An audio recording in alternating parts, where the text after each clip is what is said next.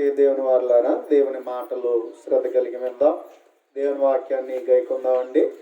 పరిశుద్ధ గ్రంథంలో మొదటి కీర్తన నుండి దేవుని మాటలు మనం నేర్చుకుంటూ ఉన్నాము. మొదటి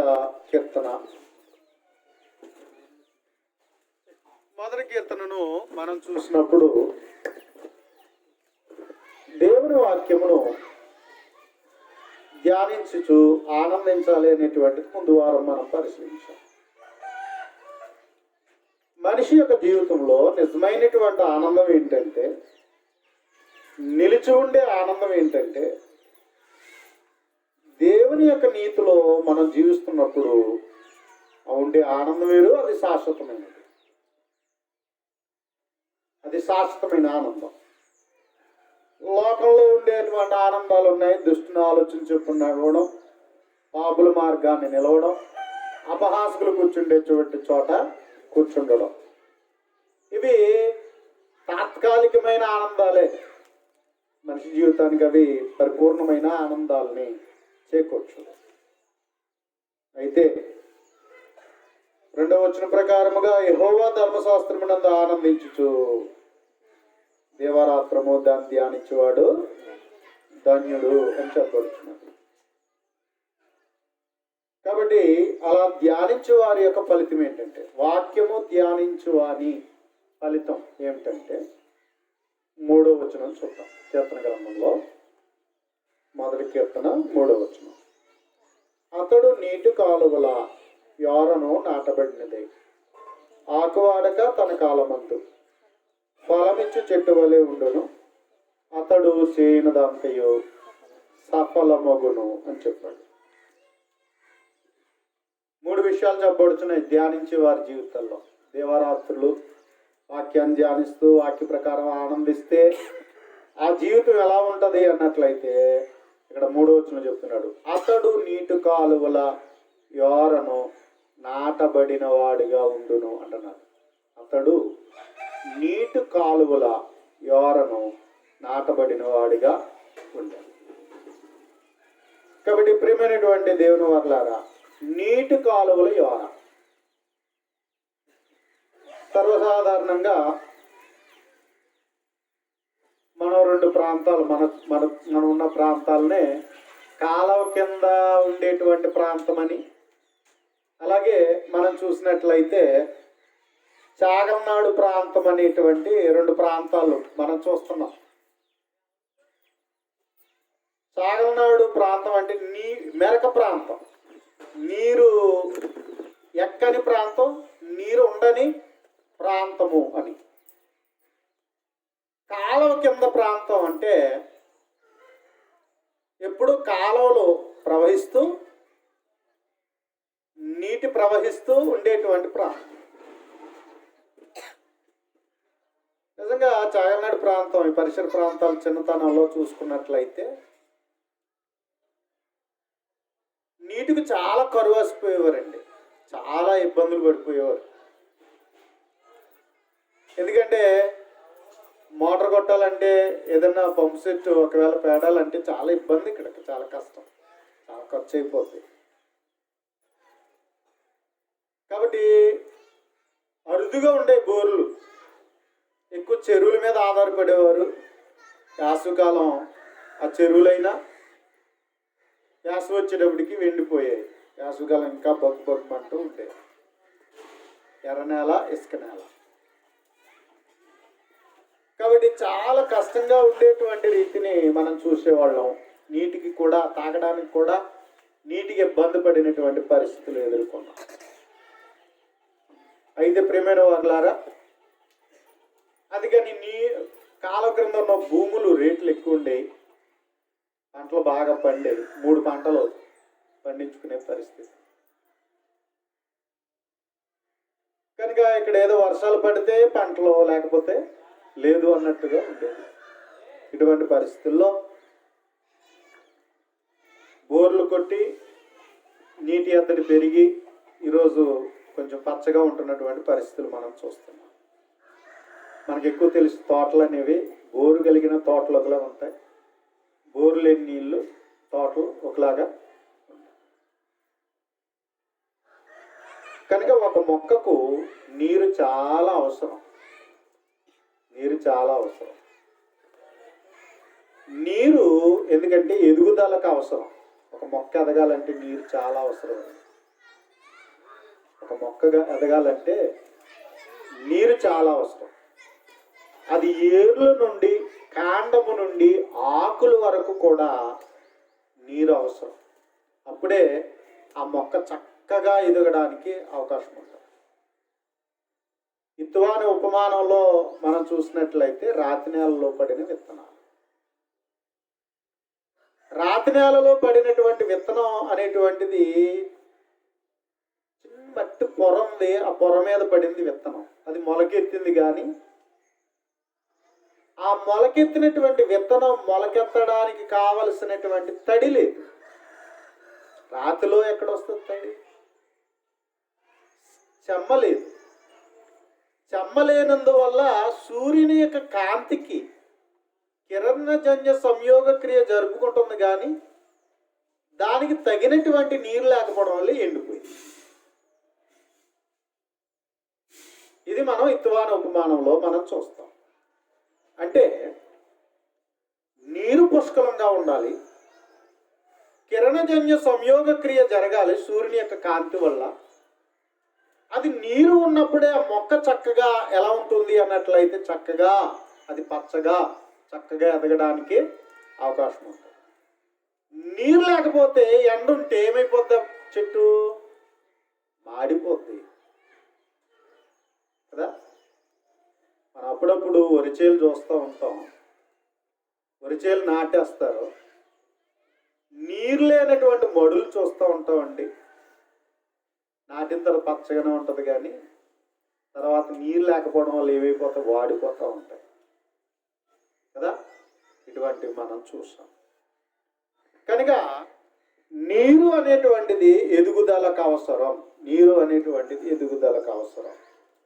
నీరు అనేటువంటిది పచ్చదనానికి అవసరం. నీరున్న మొక్క ఎలా ఉంటుందంటే పచ్చగా ఉంటుంది కదా, పచ్చగా ఉంటుంది.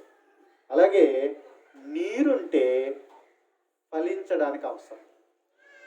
పంట సమయానికి వచ్చేటప్పటికి, ఫలించే సమయానికి వచ్చేటప్పటికి నీరు ఎంత పుష్కలంగా ఉంటుందో అది చక్కగా ఫలించడానికి అవకాశం ఉంటుంది.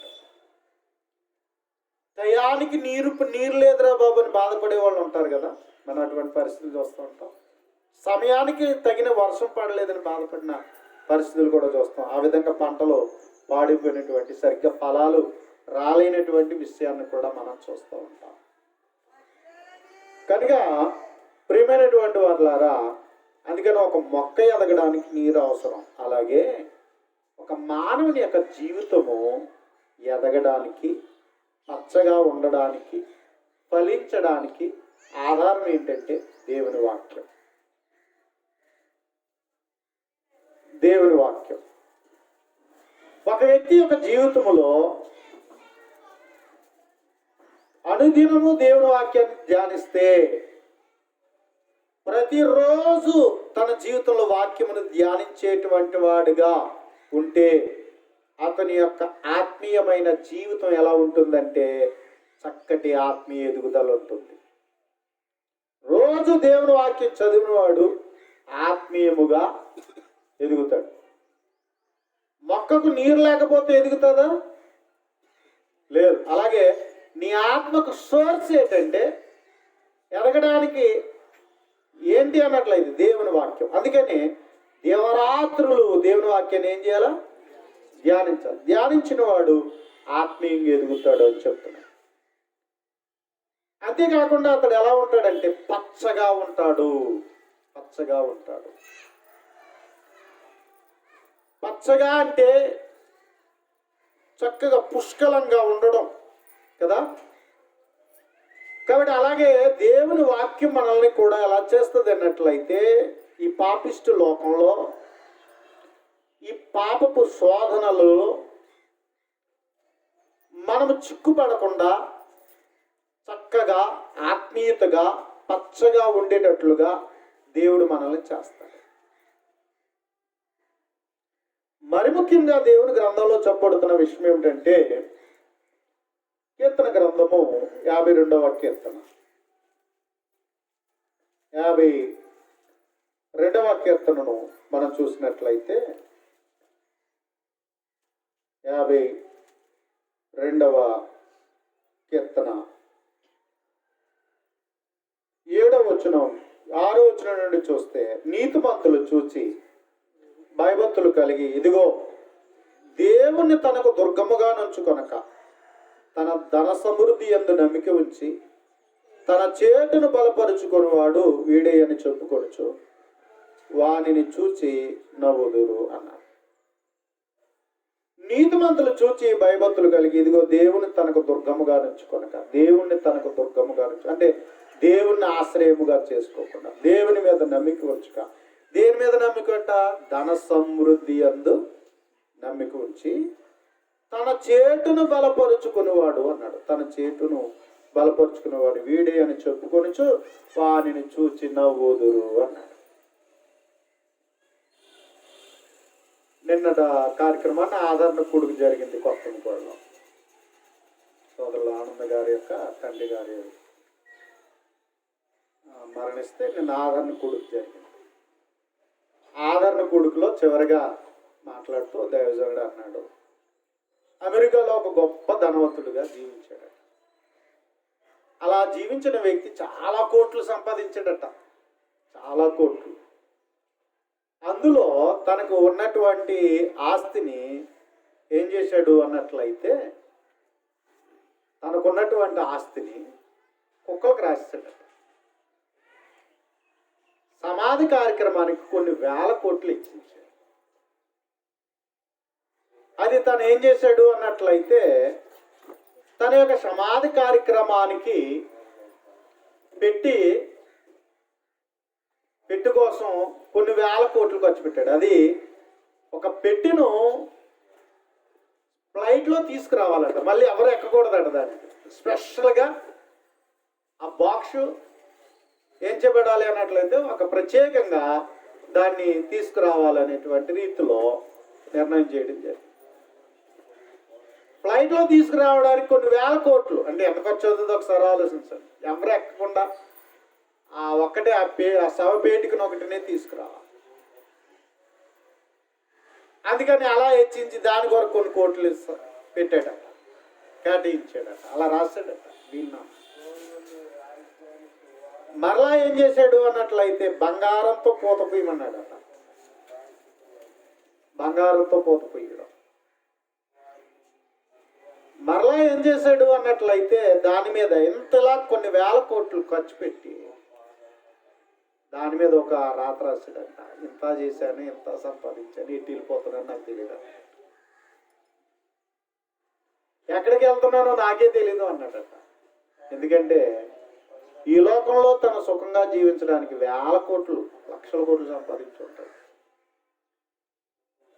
కానీ చివరికి తన ముగింపు జీవితం ఏమైపోతుందో తనకు తెలీదు అన్నట్లుగా మాట్లాడాడు. ప్రియమైనటువంటి దేవుని వాళ్ళ ఈరోజు మనిషి యొక్క జీవితంలో దేవుని విడిచి చాలా మంది జీవితంలో ఏం చేస్తారంటే ధన సమృద్ధి అందే నమ్మిక ఉంచుతారు. అంటే ఏం సంపాదించాలి? ధనాన్ని సంపాదించాలి. కానీ చివరికి జీవితాన్ని అంతా దేవునికి చోటు ఇవ్వకుండా, దేవుని యొక్క సన్నిధికి చోటు ఇవ్వకుండా, దేవుని వాక్యం చదవడానికి, ధ్యానించడానికి, ప్రార్థన చేయడానికి సమయం ఇవ్వక చాలా మంది ధన సమృద్ధి అందే జీవించేటువంటి వారిని మనం చూస్తాం. అలాంటి వాళ్ళు ఏమంటారు? దేవుని సన్నిధికి రావడానికి ఏం లేదట, తీరిక లేదండి అంటారు. ప్రార్థన చేస్తున్నారా? తీరిక లేదండి బాబు. వాక్యం చదువుతున్నారా? తీరిక లేదండి. మరి ఆదివారం గుడికి వెళ్తున్నారా? తీరిక లేదండి. ఇలాంటి వారిని మనం చూస్తున్నాం. ఇలా తీరిక లేకుండా చాలా మంది జీవించే జీవితాలు మనం చూస్తూ ఉన్నాం. ప్రియమైన వాళ్ళారా, అలాంటి వారి జీవితంలో ఏం సమకూర్చుకుంటారట? తన చేతును బలపరుచుకునేవాడు అన్నాడు ఇక్కడ. అయితే ప్రియమైన వాళ్ళారా, 8వ వచనంలో ఏం చెప్పబడుచున్నదంటే, నేనైతే దేవుని మందిరములో పచ్చని ఒలివ చెట్టు వలె ఉన్నాను. నేనైతే దేవుని మందిరంలో ఎలా ఉన్నాను? పచ్చని ఒలివ చెట్టు వలె ఉన్నాను అని చెప్తున్నాను. నిజమే, దేవుని యొక్క సన్నిధిలో ఉన్న వారి జీవితాలు పచ్చని ఒలీవ చెట్టు. దేవుని సన్నిధి భౌతికంగా కట్టుకునేది కాదు, భౌతికంగా నిర్మించుకునేది కాదు. దేవుడు కట్టేదే దేవుని ఆలయం. దేవుడు కట్టడం అంటే మనం పెద్ద పెద్దగా బంగారంతోనూ వెలగల రాళ్లతోనూ గొప్పగా నిర్మించుకోవడం కాదు, కానీ నువ్వు నేను దేవుని చేత మలచబడమే దేవుని ఆలయం. నిన్ను నన్ను ఎవరు కట్టుకోవాలా? దేవుడు కట్టుకోవాలి. దేవుడు మనల్ని రూపించుకోవాలి. దేవుడిచ్చిన నీతిని సంపాదించుకుని, పరిశుద్ధతను సంపాదించుకుని, నిర్దోషత్వాన్ని సంపాదించుకుని, దేవుడిచ్చే మంచి జీవితాన్ని మనం నిలబెట్టుకుని జీవించడమే దేవుని ఆలయంగా ఉంది. కాబట్టి మన అందరము సజీవమైన రాళ్ళు. మనం అందరం కూడా ఆ రాళ్ళుగా దేవుని చేత మనం కట్టబడాలి. దేవుడు నిలుపుకునే మందిరముగా నువ్వు నేను ఉండగలగాలి. ఆయనను సన్నిధిగా చేసుకుని మనం జీవించాలి. ఎవరుండాలి మనతో? దేవుడు ఉండాలి. అలా ఉంటూ ఆయనతో మనం జీవించాలి. అదే దేవుని ఆలయం. దేవుని ఇష్టాన్ని జరిగించాలి, దేవుని పాలన జరిగించాలి. దేవుడే మనల్ని పాలించాలి, దేవుడే మనల్ని నడిపించాలి. అప్పుడే మనం దేవుని ఆలయం. అలాగ దేవుడే మనతో ఉంటే మన బ్రతుకులు ఎలా ఉంటాయి? పచ్చగా ఉంటాయి. అందుకని దేవుని సన్నిధిలో దేవుని తోడు చేసుకుని దేవుని మాటలను కలిగి మనం జీవిస్తున్న వాళ్ళం కనుక దేవుడు మన బ్రతుకులు ఎలా చేస్తాడు? పచ్చగా చేస్తాడు. దేవుడు మన జీవితాలు పచ్చగా చేస్తాడు. అందుకని దావీదు అంటున్నాడు, ఏమండి అతనికి ఎన్ని, రాజు అంటే తనకి ఎన్ని ఉంటాయి? అన్నీ ఉన్నా తన జీవితం పచ్చదనంగా ఉండడానికి ఎక్కడ ఉండాలంటున్నాడు? దేవుని సన్నిధిలో. నేనైతే దేవుని మందిరంలో పచ్చని ఒలీవ చెట్టు వలె ఉన్నాను అంటున్నాడు. కాబట్టి ప్రియమైనటువంటి వారులారా, మన బ్రతుకులు ఎప్పుడు కూడా దేవునితో ఉంటేనే పచ్చదనం, దేవుని మాటలు ధ్యానిస్తేనే పచ్చదనం. అందుకని దేవుని తోడుని ఇంకా చేసుకోవడానికి మనం ఏం చేయాలంటే అనుదినము ప్రార్థన చేయాలి. మెలకువ కలిగి ప్రార్థన చేయాలి, పట్టుదలతో ప్రార్థన చేయాలి. ఎందుకు? మన జీవితాలు పచ్చగా ఉండడానికి. వాక్యమును ధ్యానించాలి. ఎందుకు అన్నట్లయితే మన జీవితాలు పచ్చగా ఉండగలరు. దేవుని వాక్యం నేర్పించే బుద్ధి, జ్ఞానము ఎంత గొప్పదండి. దేవుని వాక్యం మనల్ని దేవుని నీతిలో నిలుపుతూ, ఆత్మీయతలో నిలుపుతూ మనం నిలబెట్టే స్థితి ఎంత గొప్పది. కాబట్టి వాక్యము ధ్యానించినప్పుడే మనం ఆ స్థితిని పొందగలుగుతాం. కనుక ప్రియమైనటువంటి దేవుని వారులారా, అందుచేత దేవుని వాక్యము ధ్యానించేవాడు నీటి కాలువల యోరను నాటబడినటువంటి ఒక మొక్క ఎలా ఉంటుందో అలాగే దేవుడు నిన్ను నన్ను కూడా నీటి కాలువల యోరన నాటబడిన మొక్కగా మన జీవితాలు ఉంటాయని చెప్తున్నాడు.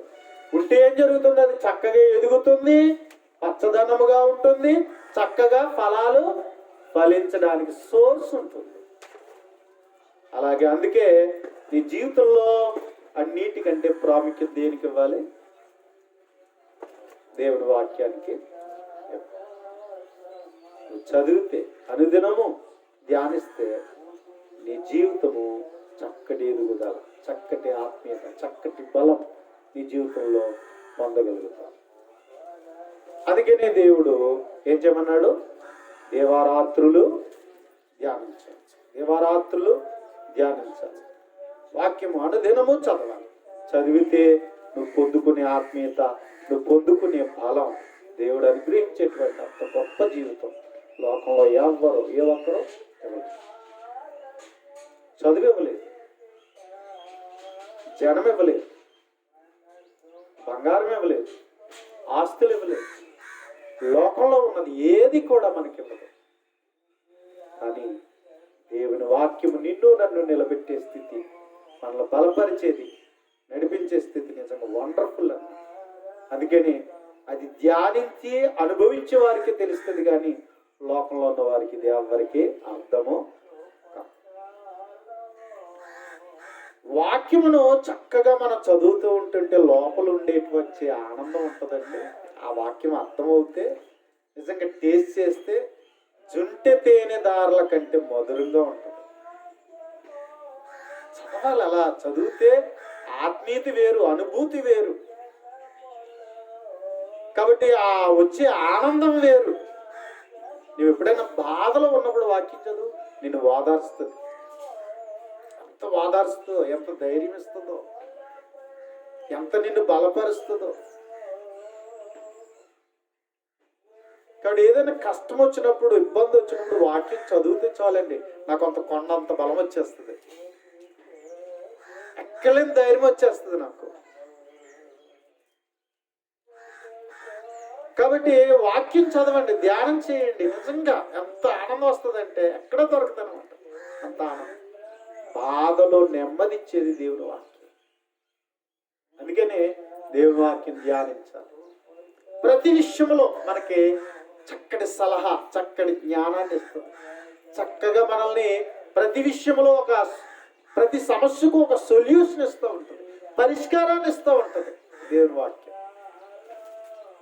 అది రోజు అందుకే మనం చదవాలి. మనల్ని చక్కని మార్గంలో నడిపిస్తుందండి దేవుని వాక్యం. అందుకే మన జీవితంలో ఏం చేయాలంటే చదవాలి. అందుకని నీటి కాలువల యోరన నాటబడిన వారిగా మన జీవితాలు ఉంటాయి. నీటి వారిని ఉన్నటువంటి మొక్కను కాలువ వెళ్ళేటువంటి పక్కలను చూస్తే ఎంత పచ్చదనంగా, ఎంత మొక్కలు చూడనికలాడుతూ ఉంటాయి. బోరున్న తోటలు ఎలాగైతే ఉంటాయో అలాగే దేవుడి వాక్యం అనుదినము ధ్యానించే వారి జీవితాలు ఇలా ఉంటాయి. చక్కటి ఎదుగుదల ఉంటుంది, చక్కటి పచ్చదనం ఉంటుంది, చక్కగా ఫలిస్తారు. అలా అని చెప్పి భౌతికంగా ఆలోచించుకోకు, శరీర సంబంధంగా చూడకు, ఆత్మీయంగా నీ జీవితాన్ని చూసుకో, ఆత్మీయతలో నీ జీవితాన్ని చూసుకో. రెండవదిగా చూస్తే ఏమన్నాడు, మొదటి కీర్తనలో 3వ వచనం చూస్తే, మొదటి పాయింట్ చూస్తే అతడు నీటి కాలువల యోరను నాటబడిన వాడై అన్నాడు. రెండవదిగా చూస్తే ఆకు వాడక తన కాలమందు ఫలమిచ్చు చెట్టు వలె ఉండు. ఆకు వాడక తన కాలమందు ఫలమిచ్చు చెట్టు వలె ఉండును అన్నాడు. ఆకు వాడదట. దేవుని వాక్యం నందు అనుదినము ధ్యానిస్తూ ఆ వాక్యమైన నీరును మనం కట్టుకుంటుంటే, తడుస్తూ ఉంటుంటే మన జీవితంలో ఏముంటుందంటే ఆకు వాడదు, అంటే పచ్చగా ఉంటుంది. తన కాలమందు ఫలమిచ్చే చెట్టు వలె ఉండును అన్నాడు. తన కాలమందు ఫలమిచ్చే చెట్టు అంటే ఎప్పటికీ పచ్చగా ఉండును. లోకంలో ఉన్నట్టుగా కష్టాలు వస్తాయి, లోకంలో ఉన్నట్టుగా నష్టాలు వస్తాయి, లోకంలో ఉన్నట్టుగా కరువులు వస్తాయి, లోకంలో ఉన్నట్టుగా ఇబ్బందులు వస్తాయి, అన్నీ వస్తాయి. కానీ నీ జీవితంలో దేవుడు నిన్ను వాడిపోయేటట్లుగా చేయడు, కృంగిపోయేటట్లుగా దేవుడు నిన్ను మరింతగా నీవు కృంగిపోయే దశలో దేవుడు నిన్ను నడిపించడు. నిజంగా దేవుని వాక్యం ధ్యానిస్తూ దేవుడిచ్చేటువంటి విశ్వాసము ద్వారా కలిగే ధైర్యం, మనోధైర్యాన్ని చూస్తే నిజంగా లోకం అనుకుంటుంది, ఇటర్ బాబు ఇన్ని బాధలు వచ్చేసి, ఇన్ని కష్టాలు వచ్చేసి వీటి మొహంలో ఇప్పుడు చిరునవ్వే కనిపిస్తుంది, ఎప్పుడు చూసినా ఎలా ఉండగలుగుతున్నాడు అని లోకం అనుకుంటుంది. నిజానికి ఇతని దగ్గర ఏమీ ఉండదు, కానీ తన బ్రతుకులు ఆనందంగా అనిపిస్తుంది.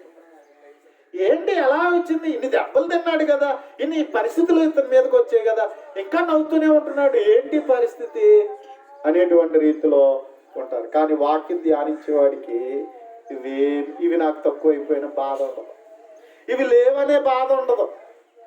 ఎప్పుడు ఎవరి యందు ఆనందిస్తాడు?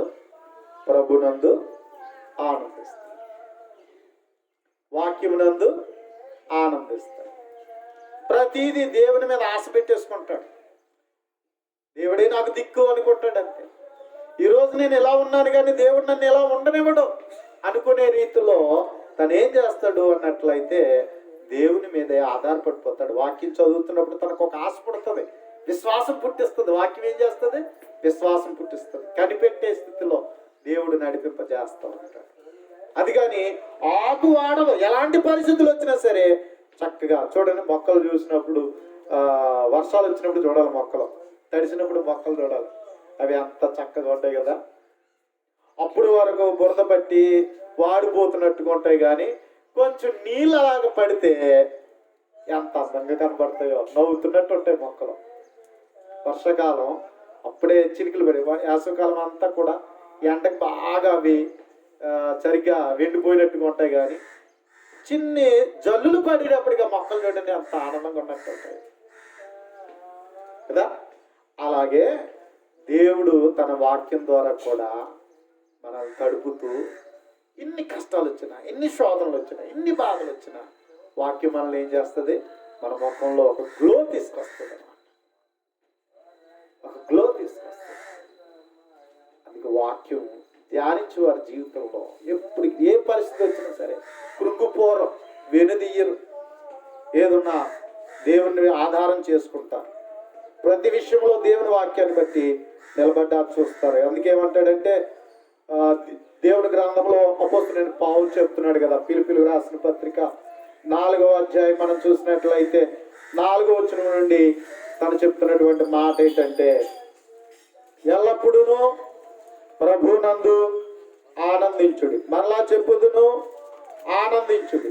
మీ సహనము సకల జనులకు తెలియబడనీయుడి, ప్రభు సమీపంగా ఉన్నాడు. కష్టాల్లో ఉన్నావా? బాధలు వచ్చినాయా? సమస్యలు వచ్చినాయా? ఒకవేళ నీ జీవితంలో కృంగదీసే బాధలు ఎన్నో ఉన్నాయా? అయితే నిన్ను మాత్రం ఎవరు విడిచిపెట్టరు? దేవుడు విడిచిపెట్టరు. ఉన్నప్పుడు ఒకలాగా, లేనప్పుడు ఒకలాగా మనుషులు ఉంటారేమో కానీ దేవుడు మాత్రం ఉండడు. ఇచ్చావని ఒకలాగా, ఇవ్వలేదని ఒకలాగా దేవుడు ఎప్పుడు చూడండి. కనుక ప్రియమైన వాళ్ళారా, దేవుడు ఎల్లప్పుడూ కూడా మన ప్రభునందు ఆనందిస్తే, ఇదిగో ఆయన మనకు ఎలా ఉన్నాడట? సమీపంగా ఉన్నాడు, దగ్గరగా ఉన్నాడు. దేవుడే మనకు దగ్గరగా ఉన్నవా? దేవుడే మనకు దగ్గరగా ఉంటే ఇంకేంటంటే లోటు? అవునా?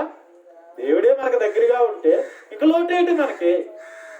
అందుకని ఏమన్నాడు 6వ వచనంలో, దేనిని గూర్చి చింతపడకుడు గాని ప్రతి విషయములోనూ ప్రార్థన విజ్ఞాపనల చేత కృతజ్ఞతాపూర్వకంగా మీ విన్నపములు దేవునికి తెలియచేయండి. చింతపడకూడదట.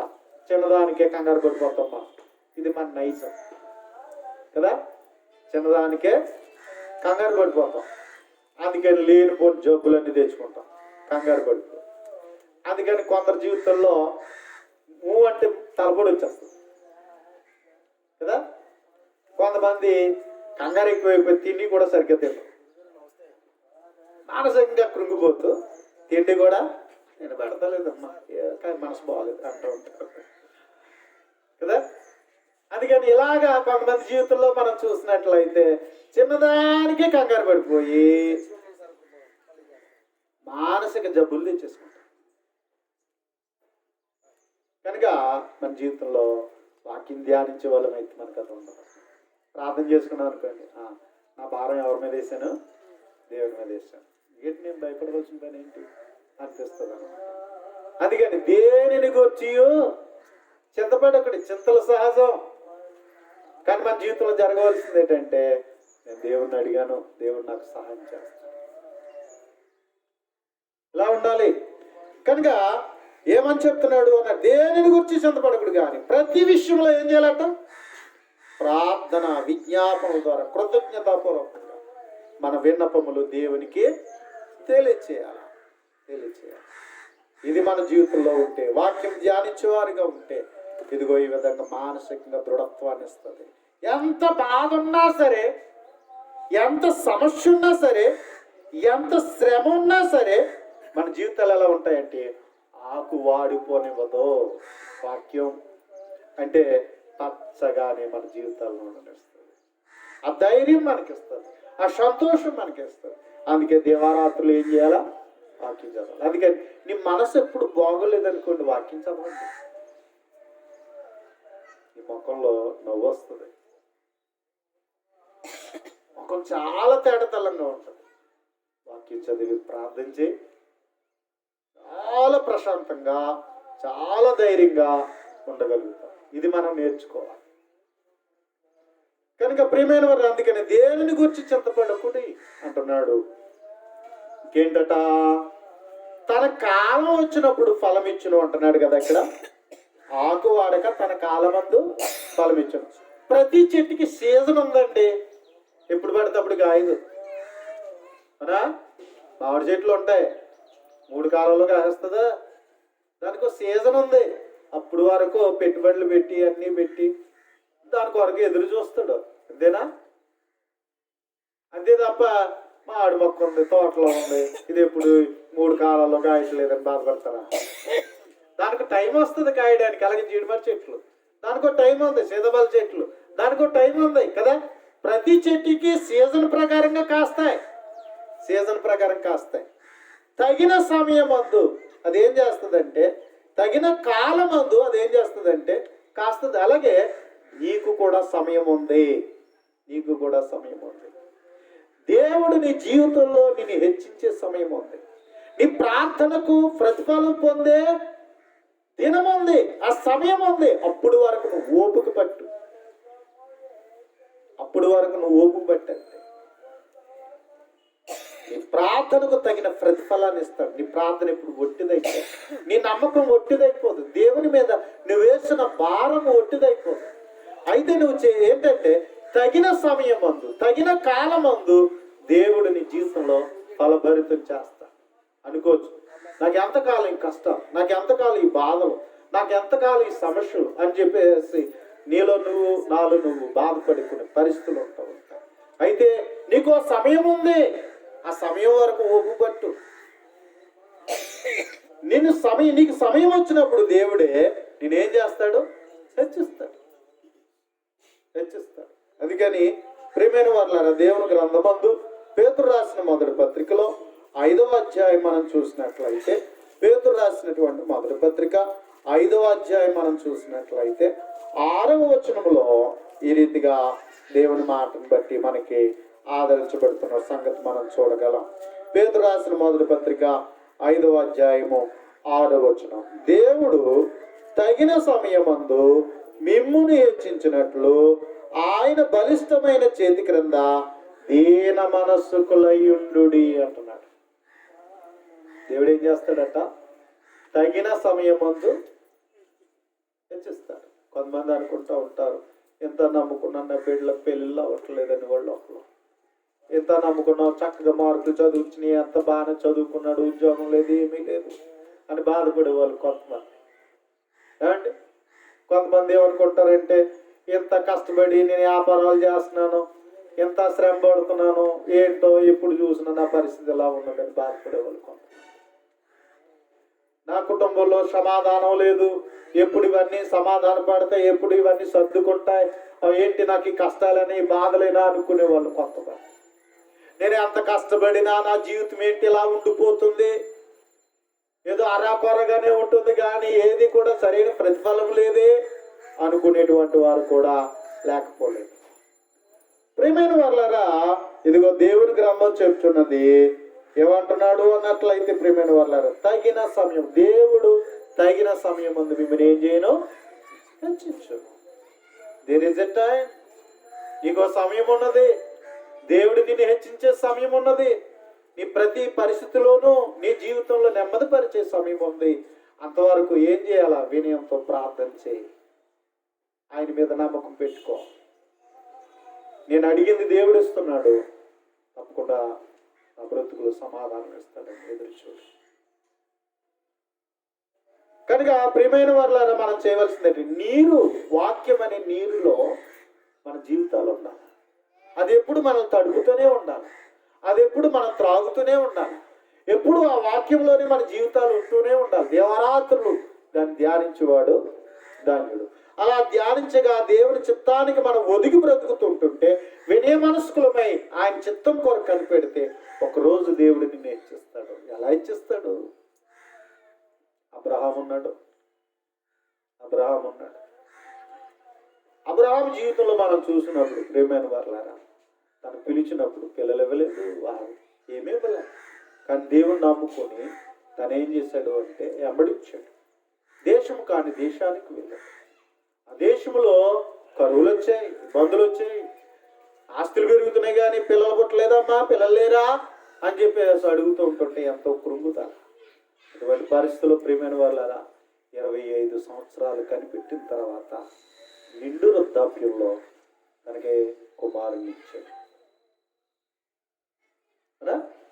తనకు నవ్వు, ఆ కుటుంబం అంతా నవ్వుకునే రీతిలో దేవుడు ఒక నవ్వు పుట్టించాడు. అందుకే ఇస్సాకు అని పేరు పెట్టారు. ఇస్సాకు అంటే నవ్వు. టైం 25 సంవత్సరాలు కనిపెడితే దేవుడు ఇచ్చాడు కదా. యేసేపు జీవితంలో మనం చూస్తే చిన్నప్పుడే చెప్పాడు, నిన్ను ఏలువాడిగా చేస్తానని, తలగా చేస్తానని దేవుడు చెప్పాడు.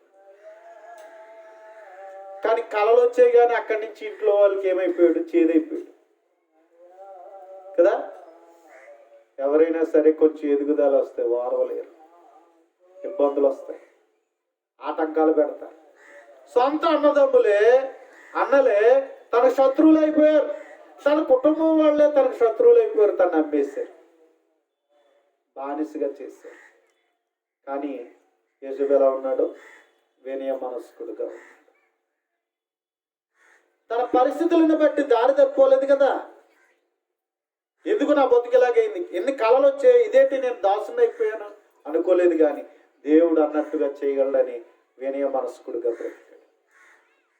ఆ ఉన్నత దాసత్వంలోనే నమ్మకంగా బ్రతికాడు. దేవుడు అతన్ని ఆస్వాదించి హెచ్చించాడు.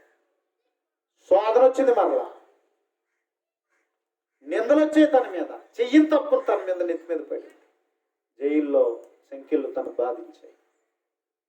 అటువంటి పరిస్థితులు ఏంటి, ఎందుకు వచ్చింది దేవుడు అనుకోలేదు. కానీ ఇంకా ప్రార్థన చేస్తున్నాడు. మరలా దేవుడు ఆ జైలంతటిని తన చేతికి అప్పచెప్పాడు. అలాంటి పరిస్థితులలో తను ఉన్నప్పుడు ఎంతకాలం నాకు ఇచ్చారా, నేను ఎంతకాలం ఈ చెరలో ఉండాలి అనుకుని తను కృంగిపోతున్నా, చెయ్యని తప్పు తన నెత్తి మీద పడిన ప్రార్థిస్తూనే ఉన్నాడు. మరలా దేవుడు ఏం చేశాడంటే, ఇదిగో ఇద్దరు వచ్చారు, మరో కింద పనిచేసిన వాళ్ళు, వాళ్ళ కళలు కన్నారు, భావాలు చెప్పాడు. వాళ్ళు మర్చిపోయి వెళ్ళిపోయారు. ఇంతేనా నా బ్రతుకు అనుకోలేదు. కానీ దేవుడు తప్పకుండా నన్ను ఏం చేస్తాడు, విడుదల చేస్తాడు. దేవుడు చెప్పించేస్తాడు అనుకున్నాడు. కాబట్టి అలాగే రాజుగారికి ఏమొచ్చింది, ఫరో గారికి కళ్ళు వచ్చాయి. ఎవరు చెప్తారు ఈ కళలు అంటే? అప్పుడు చెప్పాడు, పానది అయ్యా ఉన్నాడు, జైల్లో ఉన్నాడు, చెప్పినట్టు జరిగింది, తను చెప్తాడు, ఎవరిస్తాడు అన్నప్పుడు సరే తీసుకురండి అన్నాడు. వెళ్ళి అక్కడ చెప్పి సంభవించబడి కూడా చెప్పినప్పుడు తను ఏం చేశాడు, తన జ్ఞానానికి ఆశ్చర్యపోయారు. కాబట్టి ఇదిగో ఇక్కడి నుంచి నేను ఏదో రాజ్యాన్ని పాలించడానికి ఏదో ఉంటాను, కానీ అన్ని బాధ్యతలు నీకే, పెత్తనం అంతా నీదే, నువ్వే చూసుకోవాలా అని మొత్తం రాజ్యం అంతటిని ఎవరికి అప్పచెప్పారు? యేసుకి అప్పచెప్పేశారు. చూసారా, సింహాసనం మీద కూర్చున్నాడు. దేవుడు ఎప్పుడు తలగా చేస్తాడండి. కష్టాలు వచ్చినాయని, బాధలు వచ్చాయని, నిందలు వచ్చాయని, ఒకవేళ నీ జీవితంలో ఏది కలిసి రావట్లేదని నువ్వు అనుకుని ఒకవేళ కృంగిపోవచ్చేమో, కానీ దేవుడు నమ్ముకుని దేవుని కొరకు కనిపెట్టి నువ్వు నమ్మకంగా బ్రతికితే దేవుడు మాత్రం తగిన సమయం అందు ఏం చేస్తాడో హెచ్చిస్తాడు. కనిపెడతమే, ఓర్పుగా ఉండడమే. కాబట్టి విశ్వాసంతో ఓర్పుతో మనం కొనసాగిస్తే దేవుడు మన జీవితంలో ఏం చేస్తాడంటే హెచ్చించేవాడు. తన కాలమందు ఫలం ఇచ్చే చెట్టు వలె ఉండదు. ఇదిగో వాక్యం చదువుతున్నాను, వాక్య ప్రకారం నిలబడుతున్నాను, నన్ను ఎవరు అర్థం చేసుకుంటలేదు, నాకు కష్టాలు వచ్చేస్తున్నాయి, బాధలు వచ్చేస్తున్నాయి, ఎందుకు నేను ఇలా ఉండడం అనుకునే పరిస్థితులు మన జీవితంలో ఉండొచ్చు. కానీ దేవుడు తన కాలమందు ఫలం ఇచ్చే చెట్టు వలె చేస్తాడు అని చెప్తున్నాడు. తన కాలమందు ఫలం ఇచ్చే చెట్టు వలె చేస్తాడు. కాబట్టి ఎలా ఫలిస్తాడు? ఫలించేటట్లుగా దేవుడు చేస్తాడు, బహుగా ఫలించేటట్లుగా దేవుడు చేస్తాడు. క్రీస్తునందు అంటగట్టబడిన వారి జీవితాలు బహుగా ఫలించేటువంటి స్థితిలో ప్రభు చేస్తాడు, దేవుడు చేస్తాడు. అయితే మనం ఏం చేయాలంటే వాక్యం ధ్యానించడం మాత్రం ఏం చేయకూడదు, ఆపకూడదు. ప్రతిరోజు వాక్యాన్ని ఏం చేయాలా, దివరాత్రులు ఏం చేయాలా, వాక్యమును ధ్యానించేటువంటి వారిగా ఉండగలగాలి. ఆత్మీయంగా మన జీవితాలను ఫలింపచేస్తాడు, గొప్ప అనుభవాల్లోనికి మనల్ని నడిపింపచేస్తాడు. కాబట్టి దేవుడు బహుగా అందుకని ప్రియ సోదరి సహోదరులారా, మీ కుటుంబాలతో దేవుని వాక్యం ధ్యానించండి, మీ బిడ్డలతో దేవుని వాక్యం ధ్యానించండి. దేవుడు మీ కుటుంబాలని ఉన్నతంగా దీవించేవాడు, ఫలింపజేసేవాడు. అందుకని ప్రతిరోజు వాక్యం ధ్యానించండి. నీ బిడ్డల బాల్యం నుండి నీ బిడ్డలకు వాక్యం ధ్యానింపచేస్తాయి, నువ్వు వాక్యం ధ్యానింపజేస్తాయి, నీ భర్త ధ్యానించేస్తే, నీ భార్య కలిసి ధ్యానించేస్తే కుటుంబానికి ఇచ్చే ఆనందం, సంతోషం లోకం ఇవ్వలేదు, ఇవ్వదు. ఎన్ని ఉన్నా అన్నీ ఉన్నా ఇటువంటి సంతోషం ఏవి ఇవ్వలేవు. దేవుని వాక్యం ఒక్కటే మన జీవితానికి ఇచ్చేటువంటి. అందుకే వాక్యం ధ్యానించండి. ఒక్కొక్కసారి తల్లిదండ్రులు చెప్తున్న మాటలకి పిల్లలు ఏం చేయొచ్చు, కోప్పడచ్చు. ఈరోజు చదవకపోతే ఏంటట, మీరు అలాగే చెప్తారని పిల్లలు ఏం చేస్తుంటారు, మన మీద కోపగిస్తూ ఉంటారు. అవునా? కోపాలు వస్తూ ఉంటాయి వాళ్ళకి కదా. కానీ నీ మంచి కోరే, నీ శ్రేయస్సు కోరే నీ తల్లిదండ్రులు నీకు చెప్తున్నారని, అది దేవుడు చెప్పినటువంటి మాట అనేటువంటి విషయాన్ని గ్రహిస్తే నువ్వు ఆస్వాదించబడతావు. కాబట్టి అందుకే నేను చేయాలా, ప్రతిరోజు వాక్యం ధ్యానించాలి. కాబట్టి ఏ కోనే లేచి వాక్యం చదివి ప్రార్థన చేసుకుంటే అంత ఆశీర్వాదకరం. మరలా నిద్రకు వెళ్ళినప్పుడు వాక్యం చదువుకుని ప్రార్థన చేసుకుంటే అంత సంతోషం. ఉదయం చదివిన అధ్యాయాన్ని ఒక్కసారి పరిశీలించుకుని సాయంకాలం వెళ్ళి మరలా అదే అధ్యాయాన్ని పరిశీలించుకుంటే ఎంత చక్కటి జ్ఞానాన్ని దేవుడు మనకి ఇస్తాడు, ఆశీర్వాదిస్తాడు. కాబట్టి అలాంటి ఒక క్రమశిక్షణ నీ జీవితంలో అలవర్చుకుంటే ఒక మంచి జీవితం నీకు ఇవ్వబడతాడు, ఒక మంచి ఆశీర్వాదం దేవుడు ఇస్తాడు. కాబట్టి దేవుని అందు భయభక్తులు కలిగిన వారు గొప్ప ఆశీర్వాదాలకు వెళ్ళారు. అలాగే దేవుడు నిన్ను కూడా నడిపిస్తాడు. కాబట్టి ఇది చేయాలి. మూడోదిగా ఏమంటున్నాడు అన్నట్లయితే, అతడు చేయనదంతయు సఫలమగును అన్నాడు మొదటి కీర్తనలో. అతడు చేయనదంతయు సఫలమగును. అనుకోవచ్చు, నా సామర్థ్యం ఎంత, నేనెంత ఏమండి, నా సామర్థ్యం ఎంత, నేనంత అని అనుకోవచ్చు. ఆశ్చర్యం వేస్తూ ఉంటుందండి. ఒక్కొక్కసారి దేవుడు మనల్ని హెచ్చించే రీతిని చూస్తే, మనల్ని నడిపించే రీతిని చూస్తే ఆశ్చర్యం వేస్తూ ఉంటుంది అన్నమాట. ప్రియమైన వర్లారా, ఈ వాక్యం ఎవరంటారు అన్నట్లుగా ఒకరోజు నీ దగ్గరికి వచ్చే 10 మంది ఉంటారు అనేటువంటి రీతిలో మాట్లాడిన పరిస్థితులు సంభవించాయి నా జీవితంలో. 2 వెళ్తారు, 3 వెళ్తారు అనుకునే రీతిలో.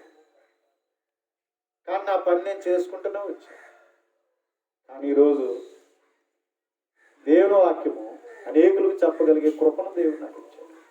వారం అంతా తీరిక లేని దేవుని పని చేయడానికి దేవుడు నాకు చక్కటి అవకాశం ఇచ్చాడు. కాబట్టి ఈరోజు అనేకులకు దేవుని వాక్యం ప్రకటించగలిగేటువంటి కృపను దేవుడు ఇచ్చాడు. ఒకరోజు నేను కష్టపడి 5 సంవత్సరాలు కష్టపడి నేర్చుకున్నప్పుడు నువ్వు ఉపాధ్యాయుడిగా ఉంటావు అని నన్ను హెచ్చించడం నాకే ఆశ్చర్యం వేసింది. ఒక 3 సంవత్సరాలు ఒక చిన్నవాడిని అయిన నేను, ఒక 18 సంవత్సరాలు 25 సంవత్సరాలు వయసున్న నేను, నాకంటే రెట్టింపు వయసు గల వాళ్ళకి నేను వాక్యాన్ని బోధించాను, నేర్పించాను. పాస్టర్లకి, అన్‌ట్రైన్డ్ పాస్టర్లకి. అటువంటి సమయంలో బయటికి వచ్చి మరలా పరిచయం ప్రారంభించినప్పుడు దేవుడు మరలా అవకాశాన్ని ఇచ్చాడు. మరలా ఈరోజు దేవుడు మరలా అదే రీతిలో వాక్య తర్పిదినిచ్చేటువంటి అవకాశం దేవుడు నాకు ఇచ్చాడు. దేవుడు విడిచిపెట్టలేదు కదా, అంతకన్నా గౌరవాన్ని ఇచ్చాడు. కనుక ప్రియమైనటువంటి దేవుని వారలారా, మన అర్హత లేని వాళ్ళమే. నీకు అర్హత లేదు అంటది ఈ లోకం, కానీ దేవుడు మాత్రం కృపగలవాడు. అంటే ఏంటి? అర్హత లేని నిన్ను అర్హుడుగా చేయగలడు. నువ్వు అనుకోవచ్చు, నాకేముంది, నేను ఎంతటోడిని అని మనం ఒక్కొక్కసారి మనం ఫీల్ అవుతూ ఉంటాం. కానీ దేవుడు మాత్రం ఎలాంటి వాడు? కృపగలవాడు. అర్హత లేని నిన్ను అర్హుడుగా చేయగలవాడు. ఘనహీనుడైన నిన్ను ఘనతకు నడిపించగలడు. తక్కువ స్థితిలో ఉన్న నిన్ను ఎగువ స్థాయిలో హెచ్చులోనికి దేవుడు నిన్ను నడిపిస్తాడు. దేవునికి సమస్తము సాధ్యమే. అయితే నువ్వేం చేయాలి? దేవరాత్రులు ఏం చేయాలా? వాక్యమును ధ్యానించాలి. నీ పిల్లలు హెచ్చించబడాలనుకుంటున్నావా? అయితే ఒకటి చేయి, ప్రతిరోజు వాక్యం ధ్యానింపచేయి. దేవుడు నీ పిల్లల్ని హెచ్చిస్తాడు, గొప్పగా హెచ్చిస్తాడు. కనుక ప్రియమైన వారలారా, ఎందుకంటే అతడు చేయనదంతయు సఫలమగును. ఎందుకు అన్నట్లయితే దేవుని కృప, దేవుని కృప, దేవుని కృప. ఈరోజు నా వెనుక ఏమీ లేదు, కానీ దేవుని కృప ఉన్నది. ఆయన కృపను బట్టి నేను ముందుకు వెళ్తున్నా.